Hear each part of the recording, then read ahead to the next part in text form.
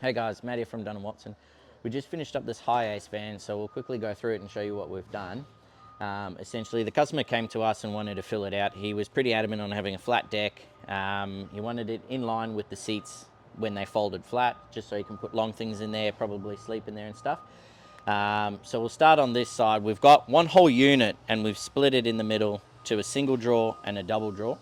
So this one here, all three drawers are fitted on our 1524 227 locking runners. So these ones will carry about 150-60 kilos. They pull out pretty much all the way, which is really good, give you access to the back of the drawers. We've also fitted three of our just standard locking lever bars just to make it easier, so you don't need to use two hands to open them. So this one's just for bigger tools and equipment and stuff. And then he's got the two split just on the other side there. So it's come up really neat. We're very happy with it, and I'm sure he's going to love it too. Just one more thought. We've added the side wing kits on each side. So you've got a big lift up pocket here,